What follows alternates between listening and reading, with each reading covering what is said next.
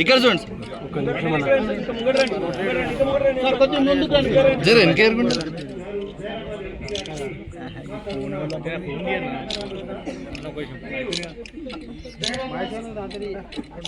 hospital జలసంఘం పెట్టిద్దాం మనం మంత్రి గారితో మాట్లాడి 100 బెడ్ హాస్పిటల్ కూడా మనం ప్లాన్ చేద్దాం జలసంఘం మిగతా ఇక్కడ పొటెన్షియల్ పోయినైతే ఆల్రెడీ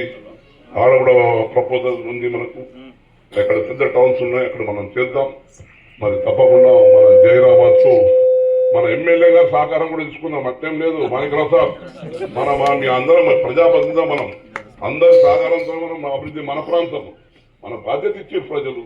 మీ బాధ్యత మీరు కూడా మాకు సహకారం చెప్పండి సార్ ఈ ప్రపోజల్స్ ఉంటుంది మేము ఎవరు చేసినా ప్రజలకు చేసుకునే ఉంది తప్పకుండా మా ఎమ్మెల్యే గారు ప్రపోజల్ కూడా తీసుకుంటాం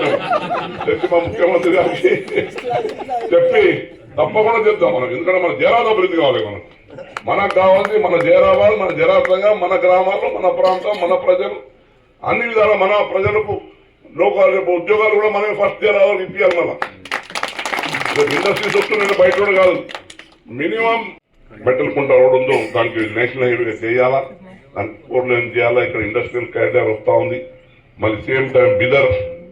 బిదర్ జైరాబాద్ తాండూరు కూడా నేషనల్ హైవే చేయాలని కూడా మనం ప్రతిపాదన చేయడం జరిగింది మళ్ళీ అదే కాకుండా సంగారెడ్డి నుంచి మళ్ళీ మా జైరాబాద్ చిరపల్లి వరకు ఎక్స్ప్రెస్ వే చేయాలి దానికి ఇప్పుడు 4 లేన్ ఉంది దానికి 6 లేన్ గా కన్వర్ట్ చేయాలని కూడా మరి మనం ప్రపోజల్ ఇచ్చినాం నాకు కూడా అదృష్టానికి రోడ్స్ ట్రాన్స్పోర్ట్ దాంట్లో నాకు స్టాండింగ్ కమిటీగా మెంబర్ అవడం జరిగింది తప్పకుండా నా శాయశక్తి కూర్చొని జైరాబాద్ ను ఏది ఏమైనా ఇప్పుడు పారిశ్రామిక రంగంలో రహదారుల రంగంలో మరి విద్యా రంగంలో